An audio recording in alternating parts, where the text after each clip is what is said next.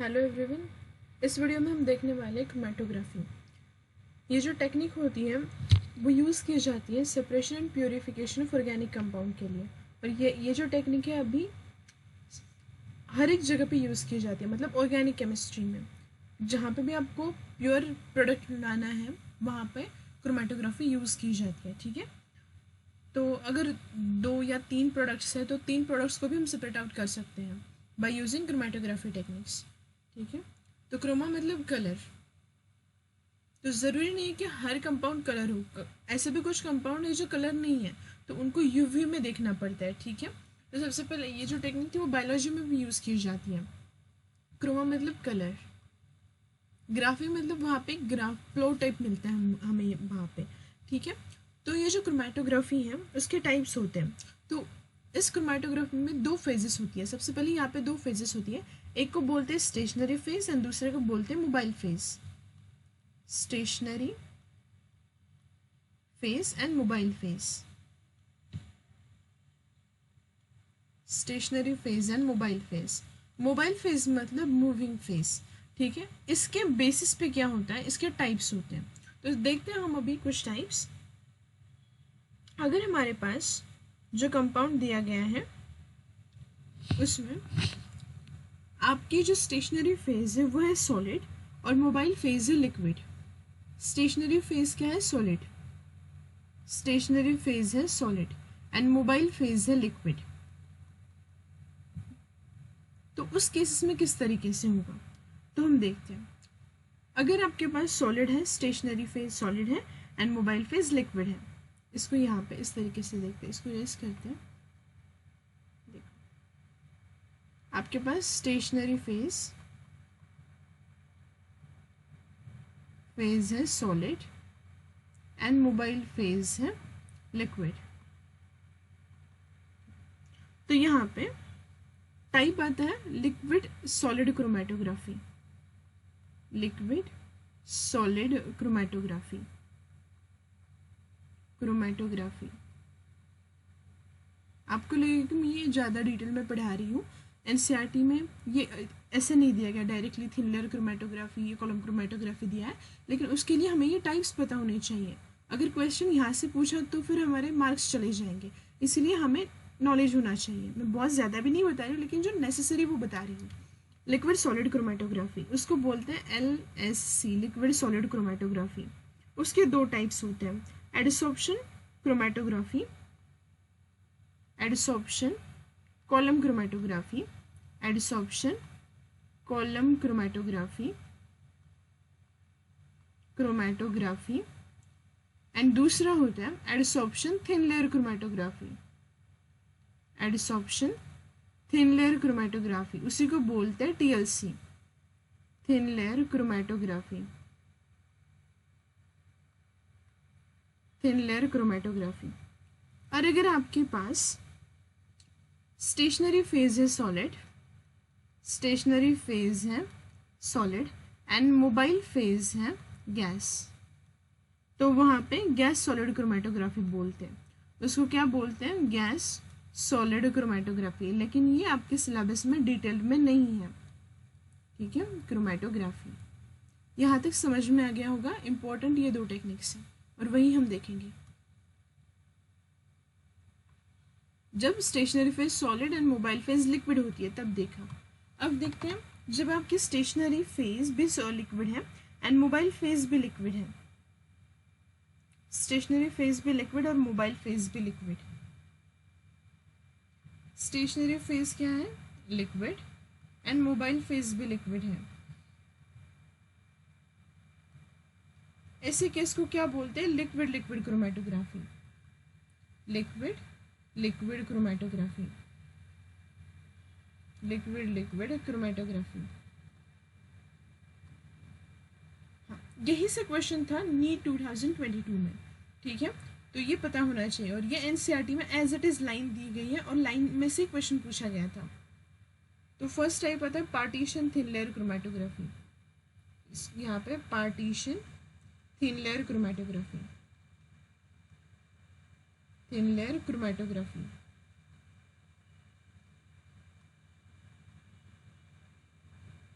दूसरा टाइप आता है partition column chromatography. Partition column chromatography, chromatography. तीसरा आता है पेपर क्रोमेटोग्राफी। इसी पे क्वेश्चन था नीट 2022 में, पेपर क्रोमेटोग्राफी ग्राफी, उसको पीसी भी बोल सकता है। Reverse phase partition chromatography, reverse phase partition chromatography, partition chromatography. मैं पहले ही बता देती हूँ, मैंने यहाँ पे सिर्फ आपको नाम पता होनी चाहिए, ठीक है, यहाँ पे सिर्फ आपको नाम पता होनी चाहिए। अब अगर आपके पास स्टेशनरी फेज है लिक्विड एंड मोबाइल फेज है गैस, तो उसको बोलते हैं gas liquid chromatography, gas liquid chromatography, जो कि सिलेबस में ज़्यादा नहीं है। ये भी जो टाइप है उनके सिर्फ नाम पता होने चाहिए। पेपर क्रोमेटोग्राफी इंपॉर्टेंट है, सिर्फ पेपर, ठीक है, बाकी के सिर्फ नाम याद रखो। अब स्टार्ट करते हैं जो मैंने बताया था आपको, thin layer chromatography and column chromatography, वो एडसॉर्प्शन के टाइप है। तो वहाँ पे हमें क्या पता होना चाहिए, स्टेशनरी फेज क्या थी वहाँ पे, सॉलिड, एंड मोबाइल फेज क्या थी वहाँ पे, लिक्विड, ठीक। अब यहाँ पे देखते हैं थिन लेयर क्रोमेटोग्राफी, इसका यूज़ कहाँ पे किया जाता है। देखो, आपने एक रिएक्शन लगाई A + B it gives C, ठीक। हाँ, अब ये जो C है ये फॉर्म होने के लिए फॉर एग्जांपल 4 आवर्स लगते हैं, ठीक। अगर हम राइस बनाते हैं घर में तो वो पूरी तरह से कुक हुआ है कि नहीं, कैसे देखते हैं, कि पूरे राइस को चेक करते हैं लेकर, नहीं, ठीक है। तो क्या करते हैं, एक दो जो पार्टिकल्स उनको देखकर चेक करते हैं कि क्या वो कुक्ड है या नहीं है।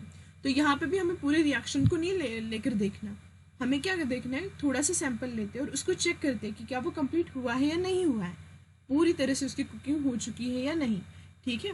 तो यहाँ पे भी हम TLC यूज़ करते हैं। TLC का यूज़ करके क्या करते हैं, हम देखते हैं कि रिएक्शन कंप्लीट है या नहीं है, मतलब वो मॉनिटर करते हैं कि क्या ये कंप्लीट है, क्या उसमें है इम्प्योरिटी है, क्या प्रोडक्ट बन चुका है या नहीं, ठीक है। तो स्टार्ट करते हैं। देखो, यहाँ पे हमें क्या करना होता है, आपका स्टार्टिंग मटेरियल है ये A, स्टार्टिंग मटेरियल, उसको हम बोल सकते हैं सबस्ट्रेट, स्टार्टिंग मटेरियल।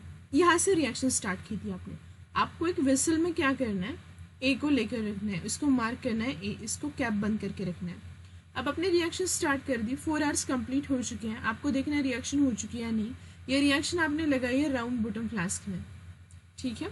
इसके लिए आपको क्या चाहिए होता है, TLC के लिए थिन लेयर क्रोमेटोग्राफी की प्लेट आती है जो रेडीमेड में मिलती है या फिर हम बना भी सकते हैं, ठीक है। बनाने के लिए अगर आपको लैब में अवेलेबल नहीं है तो आप ग्लास प्लेट ले सकते हो, इस तरीके की ग्लास प्लेट होती है जो हम माइक्रोस्कोप के नीचे यूज़ करते हैं उसको। और यहाँ पे हम क्लोरोफॉर्म में स्लरी बनाते हैं, किसकी, सिलिका की, सिलिका की स्लरी बनाते हैं, सिलिका पाउडर ऐड करते हैं, उसमें क्या ऐड करते हैं, क्लोरोफॉर्म। अब ये क्लोरोफॉर्म में बना है तो उसका ज़्यादा स्मेल मत लो, क्योंकि क्लोरोफॉर्म क्या है, एक एनेस्थेटिक है, ठीक है। तो उसकी स्लरी क्लोरोफॉर्म में बनाई जाती है, उसको मुंह के पास मत लेके जाओ, ज़्यादा इनहेल करोगे तो क्या हो जाएगा, पता है आपको क्या हो जाएगा, चक्कर आ जाएगी, अनकॉन्शियस हो जाओगे। इसीलिए क्लोरोफॉर्म जो है वहाँ पे, तो उसको ज़्यादा मुंह के पास लेकर नहीं जाना है। और जब भी आप सिलिका के साथ कुछ एक्सपेरिमेंट कर रहे हो तो हमेशा मास्क ऑन होना चाहिए, मास्क लगा के रखो, क्योंकि सिलिका के या एल्यूमिना के पार्टिकल्स आपके नोज नसाल चैम्बर में जा सकते हैं और वहाँ पे क्या हो सकता है, इन्फेक्शन हो सकता है, ठीक है, इचिंग हो सकती है। इसीलिए जब भी आप सिलिका पाउडर के साथ ट्रीट करोगे, कोई भी एक्सपेरिमेंट करोगे, मास्क लगा के करना है, ठीक है। तो सिलिका पाउडर एंड क्लोरोफॉर्म के साथ स्लरी बनाओगे, उसमें ये जो प्लेट है इसको फोर्सेप्स से पकड़ना है, यहाँ पे फोर्सेप्स से, और इसको डीप करना है, एक ही बार डीप करके बाहर निकालना, बार बार डीप मत करो, उससे क्या हो जाएगा, एकदम रफ लेयर बनेगा और वहाँ पे हम स्पॉटिंग नहीं कर पाएंगे, ठीक। तो एक बार में आपने डीप करना है और बाहर निकालना है। अब आपको पता चलेगा वहाँ पे कि क्या है, यूनिफॉर्म लेयर दोनों साइड पे बनेगा, जहाँ पे आपको अच्छा लेयर दिख रहा है उसको वैसे ही रखो, दूसरे लेयर को वाइप आउट कर दो, ठीक है। हाँ, तो अब बन गया आपका ये इस तरीके से क्रोमेटोग्राफी, मतलब TLC बन चुकी है। लेकिन अगर आपके पास रेडीमेड अवेलेबल है तो ये सब करने की ज़रूरत नहीं है। रेडीमेड अवेलेबल होती है तो इस तरीके से प्लेट कट की जाती है। ये प्लेट होती है, एल्यूमिना शीट होता है, इसके ऊपर क्या होता है, सिलिका का लेयर होता है, सिलिका का लेयर। और ये जो सिलिका का लेयर है ये सॉलिड है और इसी को बोलते हैं स्टेशनरी फेज। इसी को क्या बोलते हैं, स्टेशनरी फेज। क्लियर, बहुत ज़रूरी है, इस पे क्वेश्चन आएगा। अब देखो यहाँ पे हमें क्या करना है, इस तरीके से लाइन ड्रॉ करनी है। लाइन ड्रॉ करते वक्त एकदम घिस के मत ड्रॉ करो, उससे क्या हो जाएगा, वो पूरा लेयर गिर जाएगा नीचे। कहाँ करोगे, क्रोमेटोग्राफी, ठीक है। तो यहाँ पे आपको स्पॉटिंग करनी है। यहाँ पे आपका स्टार्टिंग मटेरियल, यहाँ पे प्रोडक्ट और यहाँ पे मिक्सचर, यहाँ पे रिएक्टेंट, यहाँ पे प्रोडक्ट एंड यहाँ पे मिक्सचर का स्पॉट जाएगा। एक आपको कैपिलरी लेनी है, यहाँ पे सॉल्वेंट डालना है। ए में ये सॉलिड होगा ना, तो इसमें सॉल्वेंट डालना है, उसका सोल्यूशन बनाना है। कैपिलरी डिप करोगे इसमें, कैपिलरी एक्शन से उसमें सोल्यूशन राइज हो जाएगा, उसको आपको यहाँ पे मार्क करना है 1 2 3, या फिर एक ही स्पॉट दे दो अच्छे से, वरना बहुत बड़ा वाला स्पॉट सब कुछ मिक्स हो जाएगा। फिर दूसरी कैपिलरी ट्यूब लेनी है। अब इसमें हाथ तो नहीं जाएगा ना आपका, राउंड बॉटल फ्लास्क का नेक छोटा होता है, तो फिर से आपको फोरसेप यूज़ करना पड़ेगा। फोरसेप से डीप करो, यहाँ पे स्पॉट दो, रिएक्टेंट और प्रोडक्ट का मिल गया। अब नई कैपिलरी ट्यूब लो, उससे एक बार रिएक्टेंट का दो, एक बार प्रोडक्ट का दो, तब बनेगा मिक्सचर। मिक्सचर किससे बनता है, रिएक्टेंट प्लस प्रोडक्ट। अब देखो आपको, आपकी ये जो सिलिका का लेयर होता है वो होता है पोलर। वो क्या होता है, पोलर इन नेचर होता है। आपका अगर रिएक्टेंट है नॉन पोलर, तो वो क्या करेगा, पोलर के साथ बॉन्ड बनाएगा क्या, नहीं, तो वो चला जाएगा ऊपर। यहाँ पे मिक्सचर में रिएक्टेंट भी और प्रोडक्ट भी, तो रिएक्टेंट का स्पॉट यहाँ पे, ठीक। अब देखो जो आपका प्रोडक्ट है वो पोलर है, पोलर की रिएक्शन होगी, मतलब यहाँ पे एडसॉर्प्शन होता है, ये यहाँ से रन होता है, यहाँ पे जाएगा और यहाँ पे मिलेगा प्रोडक्ट। ये स्पॉट ऊपर क्यों दिख रहा है, क्योंकि ये क्या है, नॉन पोलर, ठीक। ये नीचे क्यों दिख रहा है, यहाँ पे क्यों एडसॉर्ब हो रहा है, क्योंकि ये क्या है, पोलर, ठीक। देखो इसके लिए मैं एक सिंपल एग्जांपल बताती हूँ। अगर आप मॉर्निंग वॉक के लिए जाते हो, बड़ी सी स्ट्रीट है, उसके ऊपर आप जा रहे हो, ठीक है। अननोन पर्सन है, मतलब आप पोलर हो ऐसे कंसिडर करो, और कोई अननोन पर्सन है वो नॉन पोलर है। क्या उस स्ट्रीट से आप मॉर्निंग वॉक कर रहे हो, क्या आप अननोन पर्सन से बात करोगे, बिना किसी वजह के नहीं करोगे ना। हर एक के साथ थोड़ी ना बात करेंगे हम आगे चलते रहेंगे, ठीक। अगर आगे जाने के बाद हमें हमारा दोस्त मिलता है या फिर नॉन पर्सन है, तो हम हाय बाय हेलो करने के लिए तो वहाँ पे रुकेंगे ना, मतलब हम इंटररिएक्ट करें, क्योंकि हम पोलर है, हमारा जो नॉन पर्सन है वो भी पोलर होगा, तब उसके लिए हम वहाँ पे रुकेंगे, इंटररिएक्शन होगी, मतलब हम वहाँ पे स्टॉप कर चुके हैं। समझ में आया, पोलर के साथ रिएक्ट करेगा और वहाँ पे रुकेगा। नॉन पोलर और पोलर एक दूसरे के साथ बॉन्ड जल्दी नहीं बनाते, इसलिए वो ऊपर चला गया। क्लियर।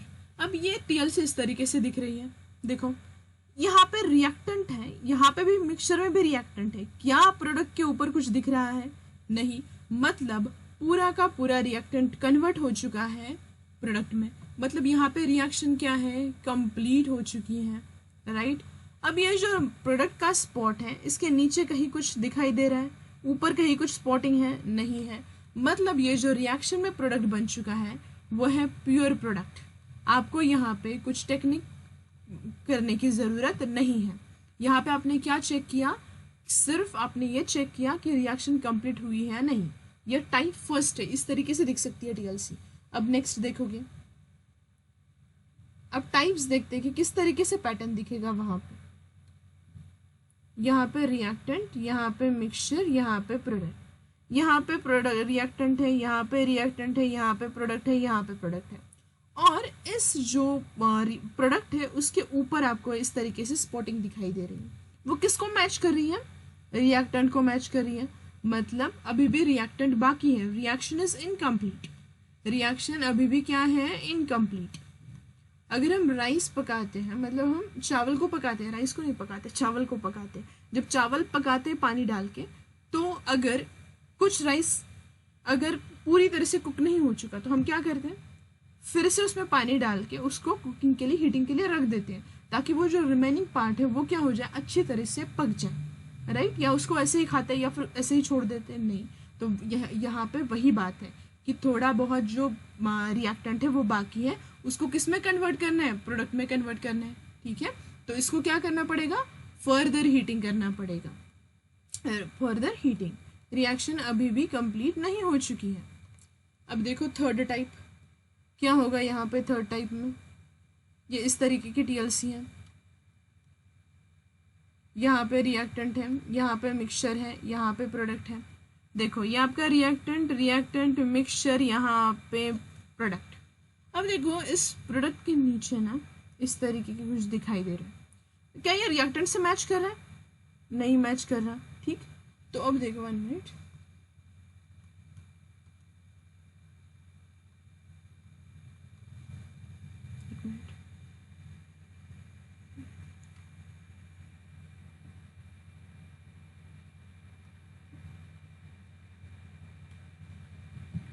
यहाँ पे देखो ये रिएक्टेंट का स्पॉट है, इसके भी ऊपर कुछ तो दिखाई दे रहा है यहाँ पे, लेकिन ये रिएक्टेंट से मैच नहीं कर रहा। मतलब यहाँ पे क्या प्रेजेंट है? इम्प्यूरिटी। अगर नीचे होता तो वो क्या होता? कुछ ना कुछ अमाउंट में क्या होता, जो आपका प्रोडक्ट भी हो सकता है। लेकिन यहाँ पे अगर ऊपर दिखाई दे रहा है लेकिन वो रिएक्टेंट से मैच नहीं कर रहा, तो वो क्या होगी? वो क्या होगी? इम्प्यूरिटी। अब इस इम्प्यूरिटी को हमें क्या करना पड़ेगा? निकालना पड़ेगा। कैसे निकाल सकते हैं? by using column chromatography। column chromatography मतलब टीएलसी का यूज किस लिए किया जाता है? मॉनिटर करने के लिए रिएक्शन को। कंप्लीट हो चुकी है, इम्प्यूरिटी है, उसको फर्दर हीट करना है या फिर एज इट इज रखना है। ठीक है, तो यहाँ तक देखा हमने थिन लेयर क्रोमेटोग्राफी। आगे देखते हैं, यहाँ पे और एक फैक्टर आता है, उसको बोलते हैं रिटार्डेशन फैक्टर। ठीक है, वो क्या होता है वो एक बार पढ़ाती हूँ, उसके बाद हम देखेंगे कॉलम। ये बहुत इंपॉर्टेंट है, retardation factor. Retardation factor, retardation factor. अब देखो आप बोलोगे वो स्पॉट किस तरीके से रन हो रहे थे, वो भी बताती हूँ मैं आपको, किस तरीके कैसे आपको वो ऊपर रन हो चुके हैं। देखो यहाँ पे है आपका रिएक्टेंट, यहाँ पे है आपका मिक्सचर, यहाँ पे है आपका प्रोडक्ट, राइट। हाँ, अब ये रन कैसे? आपने स्पॉटिंग करोगे, उसके बाद इसको बीकर में रखते हैं। यहाँ पे सॉल्वेंट रखना है, यहाँ तक होना चाहिए सॉल्वेंट का लेवल। सॉल्वेंट कभी भी इस लाइन के बेस लाइन के ऊपर नहीं होना चाहिए, इसको बोलते हैं बेस लाइन। बेस लाइन, ठीक है, इसके नीचे होना चाहिए।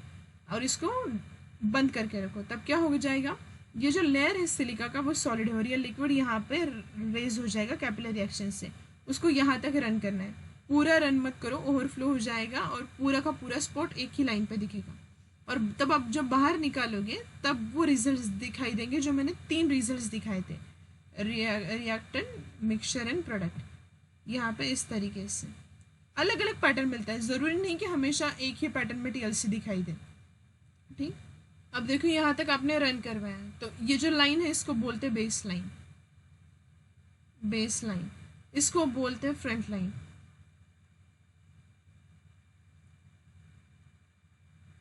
सॉल्वेंट लाइन बोल सकते हैं या फ्रंट लाइन बोल सकते हैं। अब देखो आपको निकालना है retardation factor of reactant, RF of reactant. किसका निकालना है आपको? रिएक्टेंट का निकालना है, राइट। कैसे निकालते हैं? देखो यहाँ पे देखो, ये इस कलर से दिखाते हैं। ये जो डिस्टेंस है रिएक्टेंट का, इसको बोलते हैं हम x, distance travelled by reactant, travelled by reactant. ये जो बेस लाइन है फ्रंट लाइन से, ये जो ऊपर वाली सॉल्वेंट लाइन है उसको बोलते हैं हम z, distance travelled by solvent. उसको क्या बोलेंगे? Distance travelled by solvent, distance travelled by solvent. ठीक, और ये जो यहाँ पे है ये वाला, इसको बोलेंगे y। y क्या है यहाँ पे? Distance travelled by product, distance travelled by product, travelled by product. ये 3 चीज़ें इंपॉर्टेंट है। अब देखो आपको निकालना है रिएक्टेंट का। कैसे निकालोगे? रिएक्टेंट का RF of reactant, reactant is equal to distance travelled by reactant, travelled by reactant from base line, reactant from base line, distance travelled by solvent, distance travelled by solvent, travelled by solvent. अब देखो यहाँ पे distance travelled by reactant x है, distance travelled by solvent क्या है z। आपको clearly दिखाई दे रहा है कि x अगर 1.5 है तो z कितना होगा 2। अगर इसको आप सॉल्व करोगे तो ये क्या ये 1 के आगे जाएगा, कभी नहीं जा सकता ये 1 के आगे, ठीक है। तो आपको पता होना चाहिए अगर रिटार्डेशन फैक्टर की वैल्यू 1 के आगे दी जाए है तो इसका मतलब है कि वो आंसर गलत है, ठीक है। Next retardation factor of product, कुछ नहीं करना, बस रिएक्टेंट की जगह प्रोडक्ट लिख दो। आपको क्या करना है, प्रोडक्ट का निकालना है, तो यहाँ पे बस प्रोडक्ट करना है, RF of product, distance travelled by product from base line, क्या है वो y है। अगर वो y जो है वो 1.8 है और ये 2 है, क्या ये 1 से आगे जाएगा, नहीं जाएगा, मतलब रिटार्डेशन फैक्टर कभी भी 1 से ज़्यादा नहीं होता। Clear, okay. तो यहाँ पे क्वेश्चंस देखने को मिलेंगे रिटार्डेशन फैक्टर पे, इम्पोर्टेंट है, देख लो। यहाँ पे हमने TLC कंप्लीट किया। अब देखते हैं कॉलम क्रोमेटोग्राफी, थोड़ा सा वास्ट मतलब लेंदी है लेकिन इम्पोर्टेंट है, ठीक है। अब कुछ लोग को ऐसा लग रहा हो कि एकदम डिटेलिंग में पढ़ा रही हूँ, एकदम एक्सपेरिमेंट कैसे करते वो भी बता रही हूँ, तो इससे क्या होगा, आपका हर एक डाउट क्लियर होगा। कोई भी क्वेश्चन आपको पूछा जाएगा तो आप अच्छे से उसका आंसर कर पाओगे, ठीक है। तो बहुत बार क्वेश्चन पूछते हैं कि स्टेशनरी और मोबाइल फेज में, तो उसको एक बार क्लियर कर देते हैं। देखो ये जो सिलिका का लेयर है वो क्या है, स्टेशनरी फेज है, वो क्या है, स्टेशनरी फेज है, और वो क्या है, सॉलिड है। अब आपने यहाँ पे क्या किया, reactant mixture and product, reactant mixture and product, right. हाँ, अब आप यहाँ पे देखो, यहाँ पे जो सॉल्वेंट रखा है आपने, सॉल्वेंट वो क्या है, मूव कर रहा है, मतलब वो क्या है, मोबाइल फेज है, वो क्या है, मोबाइल फेज है, मोबाइल फेज है, विच इज लिक्विड है वो, ठीक। हाँ, अब देखो इसके साथ और क्या मूव करेगा, सॉल्वेंट इसके ऊपर मूव करेगा स्टेशनरी फेज के ऊपर, उसके साथ ये सब्सटेंस भी मूव कर रहा है। कभी कभी आपको देते हैं कि which one of the following is mobile phase, आपको बताना है सॉल्वेंट एंड सब्सटेंस, क्योंकि सब्सटेंस अगर दिया है तो बोलो, ठीक। तो ये भी मैंने यहाँ पे बताया। अब देखते हैं column, column chromatography, column chromatography.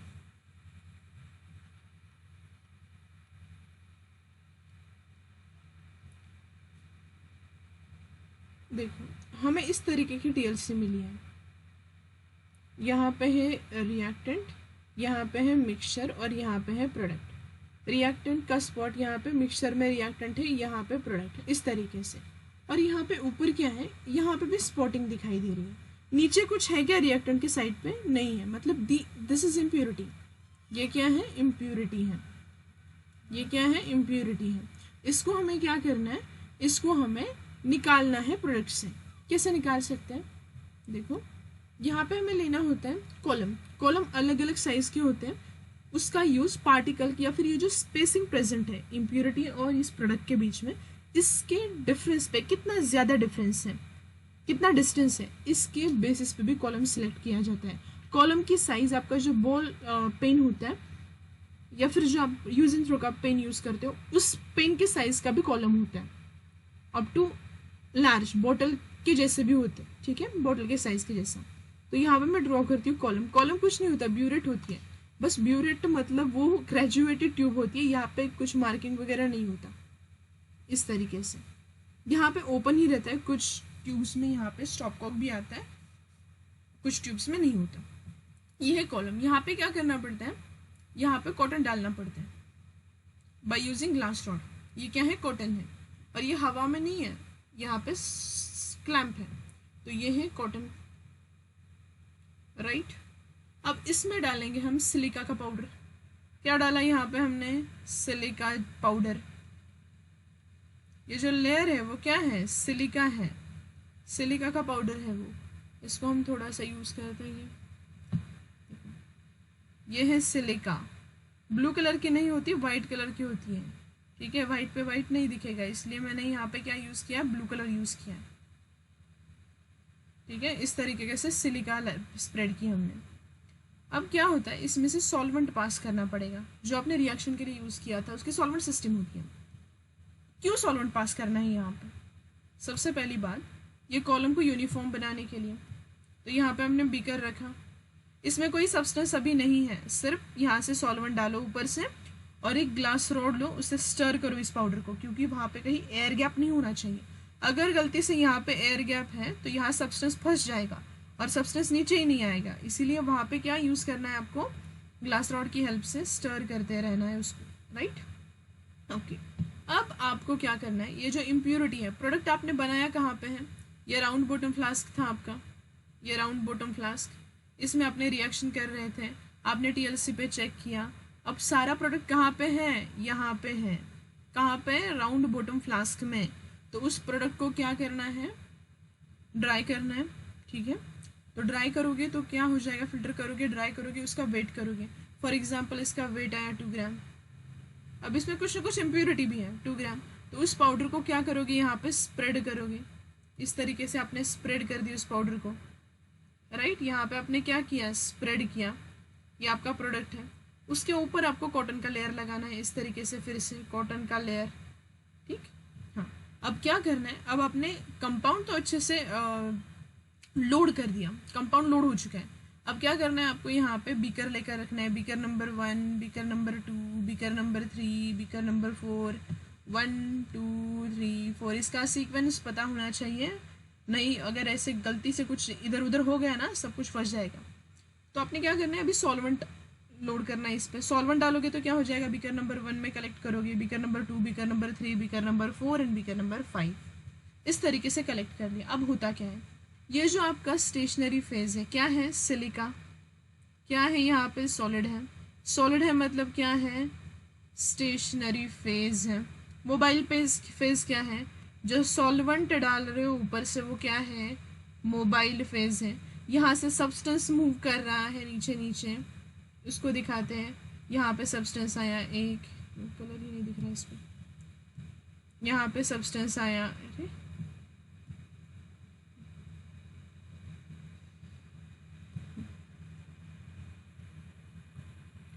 यहाँ पे सब्सटेंस आया, यहाँ पे सब्सटेंस आया, नीचे आ रहा है इस तरीके से, ठीक है। हाँ, तो पास कर रहे हैं, तो सब्सटेंस भी क्या कर रहा है, मूव कर रहा है, मतलब सब्सटेंस भी एक्ट कर रहा है मोबाइल फेस की तरह। ओके, अब देखो 1 नंबर 2 नंबर, देखो आपका यहाँ पे सब्सटेंस मूव कर रहा है और यहाँ पे इम्प्योरिटी है।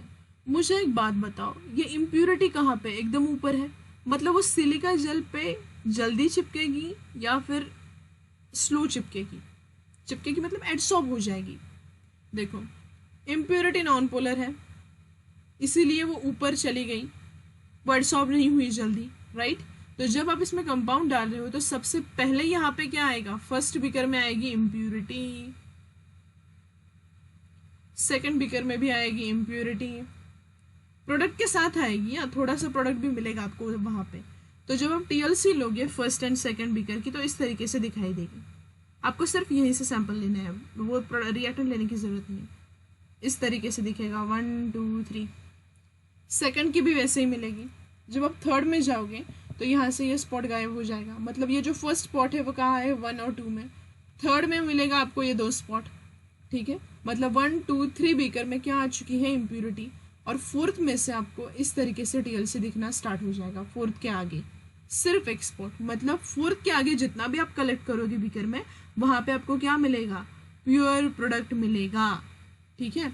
तो आपको ये फर्स्ट सेकंड एंड थर्ड को इवेपोरेटरी रोटा पे लगाना है। रोटा मतलब मशीन होती है एक, इवेपोरेटर रोटर, वो सॉल्वेंट को क्या करती है, सेपरेट करती है, और जो सब्सटेंस है उसको सेपरेट करती है, और इस सॉल्वेंट को फिर से रिसाइकल किया जा सकता है।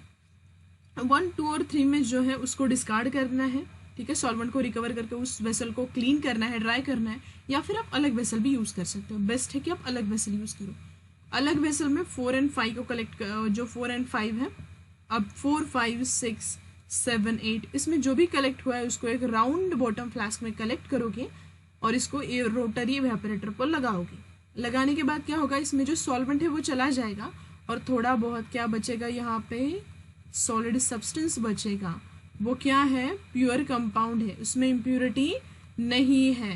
ठीक है, हाँ, जब आपने लोड किया तो सबसे पहले कौन आया नीचे, इम्प्योरिटी। क्यों आई नीचे, क्योंकि ये सिलिका पोलर है और इम्प्योरिटी नॉन पोलर है, तो वो बॉन्ड नहीं बना पाते। और एक ट्रिक बताती हूँ, हमें कैसे पता चलता है कि यहाँ पे नीचे प्रोडक्ट आ चुका है नहीं। अगर कलर्ड सब्सटेंस है तो वो दिख जाता है कि कलर दिखने लगता है, नीचे नीचे मूव होता है वो।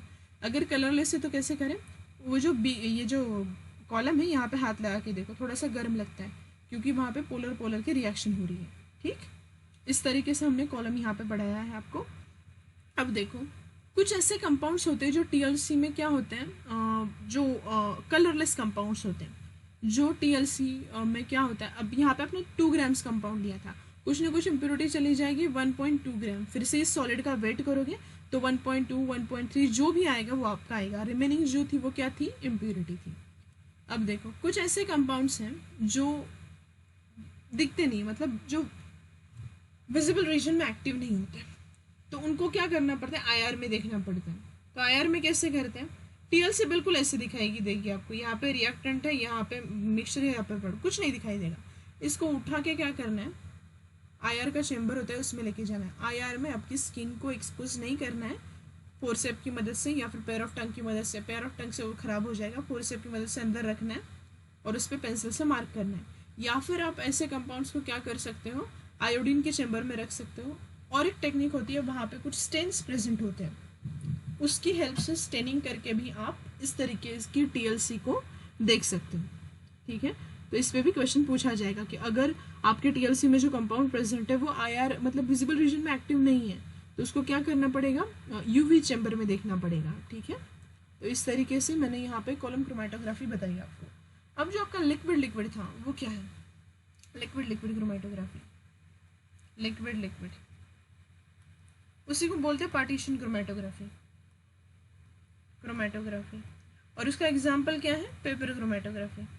आप बोलोगे वहाँ पे पेपर यूज़ किया गया है, वहाँ पे स्पेशल टाइप के पेपर यूज़ किया जाती है। ये है चैम्बर, ठीक है, इसमें हम क्या करते हैं, इस तरीके से पेपर होता है और इस पेपर के बीच में क्या किया जाता है, वाटर ट्रैप किया जाता है, वाटर ट्रैप किया जाता है। वाटर ट्रैप्ड जो वाटर है, it acts as a stationary phase, it acts as a stationary phase, stationary phase, it acts as a stationary phase, stationary phase की तरह वर्क करता है। और यहाँ पे भी हम रिएक्टेंट, मिक्सचर और प्रोडक्ट के मार्क देते हैं। यहाँ पे सॉल्वेंट सिस्टम है, सॉल्वेंट है, इसको आप ढक के रखोगे, ये और ये आप बोलोगे क्या ये हवा में है, नहीं, इसको स्लांटिंग वे में रखते हैं। ठीक है, इस तरीके से एज को लगा के रखते हैं, ये यहाँ पे दिखाने के लिए मैंने इस तरीके से दिखाया है। फिर ये रन हो जाएगा यहाँ तक। ठीक, ये क्या है, यहाँ पे स्टेशनरी फेज क्या है, जो ट्रैप्ड वाटर है वो, तो वो लिक्विड है। और ये जो सॉल्वेंट फेज क्या, सॉल्वेंट जो है वो भी क्या है, लिक्विड। मतलब यहाँ पे स्टेशनरी फेज भी लिक्विड है और मोबाइल फेज भी क्या है, लिक्विड है।